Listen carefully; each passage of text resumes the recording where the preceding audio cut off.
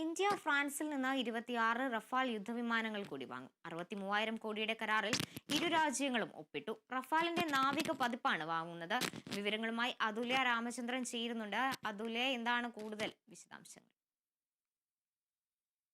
Karthu 26 Rafale വിമാനങ്ങൾ അല്ലെങ്കിൽ യുദ്ധവിമാനങ്ങൾ വാങ്ങാനാണ് ഇന്ത്യ ഇപ്പോൾ കരാറിൽ ഒപ്പിട്ടിരിക്കുന്നത്.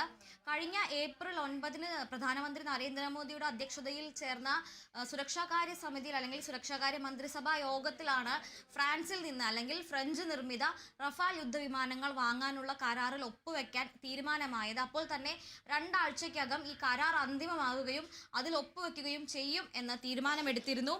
ഇന്ത്യയെ പ്രതിനിധീകരിച്ചുകൊണ്ട് പ്രതിരോധ സെക്രട്ടറി രാജേഷ് കുമാർ സിംഗും അതുപോലെ തന്നെ നാവികസേന വൈസ് അഡ്മിറൽ കെ സ്വാമിനാഥനുമാണ് ഈ കരാറിൽ ഒപ്പിട്ടിട്ടുള്ളത്. ഇത്തവണ ഈ റഫാൽ വിമാനങ്ങളുടെ നാവിക പതിപ്പാണ് ഇന്ത്യ വാങ്ങിക്കുക. നിലവിൽ ലോകത്തിലെ തന്നെ ഏറ്റവും നൂതനമായ നാവിക വിമാനങ്ങൾ അല്ലെങ്കിൽ നാവിക യുദ്ധ വിമാനങ്ങളിൽ ഒന്നായാണ് റഫാൽ കരുതപ്പെടുന്നത്. ഫ്രാൻസ് മാത്രമാണ് അല്ലെങ്കിൽ ഫ്രഞ്ച് സൈന്യം മാത്രമാണ് നിലവിൽ റഫാൽ ഈ പതിപ്പ് ഉപയോഗിക്കുന്നുള്ളൂ. 22 സിംഗിൾ സീറ്റർ വിമാനങ്ങളും 4 ട്വിൻ സീറ്റർ ട്രെയിനറുകളും, അതായത് 22 ഒരാൾക്ക് ഇരിക്കാൻ കഴിയുന്ന 22 യുദ്ധവിമാനങ്ങളും 2 പേർക്ക് ഇരുന്നു കൊണ്ട് പരിശീലന പറക്കലിനടക്കം ഉപയോഗിക്കാൻ കഴിയുന്ന 4 വിമാനങ്ങളും അടക്കം 26 എണ്ണമാണ് വാങ്ങുന്നത്. ഏതാണ്ട് 63,000 കോടി ഇന്ത്യൻ രൂപ അല്ലെങ്കിൽ $7.41 ബില്യൺ ഇതിൻ്റെ എസ്റ്റിമേറ്റ് അല്ലെങ്കിൽ ഇതിന് ചെലവാകുന്ന തുകയായി ഇപ്പോൾ കണക്കാക്കിയിട്ടുള്ളത്. നിലവിൽ ഇന്ത്യയുടെ കയ്യിൽ ഏതാണ്ട് 36 റാഫേൽ യുദ്ധവിമാനങ്ങളുണ്ട്. ബാക്കി യുദ്ധവിമാനങ്ങൾ റഷ്യൻ മിഗ് സാങ്കേതിക വിദ്യയിലുള്ള അല്ലെങ്കിൽ റഷ്യൻ മിഗ് ടെക്നോളജി പ്രകാരമുള്ള റഷ്യൻ മിഗ് 29 എന്ന ജെറ്റുകളാണ് ഉള്ളത്.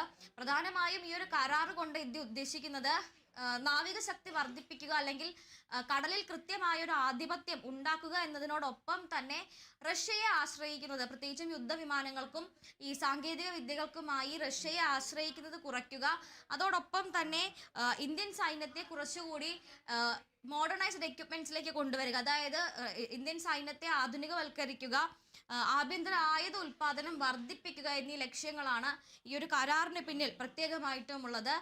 ഫ്രാൻസിലെ ദസോൾട്ട് ഏവിയേഷൻ നിർമ്മിച്ചിട്ടുള്ള ഈ യുദ്ധവിമാനങ്ങൾ ഇന്ത്യ ഇതിനു മുൻപ് തന്നെ വാങ്ങിയിട്ടുള്ളതാണ്. മാത്രമല്ല ഇത്തവണത്തെ കരാറിൻ്റെ പ്രത്യേകത എന്ന് പറയുന്നത് 2031 കൂടിയാണ് ഈ 26 വിമാനങ്ങളും ഇവിടേക്ക് വിതരണം ചെയ്യപ്പെടുക എന്നുള്ളതാണ്. ഏതാണ്ട് 37 മാസം വരെ സമയമെടുത്തുകൊണ്ടായിരിക്കും ഈ കരാർ പൂർത്തിയാവുക.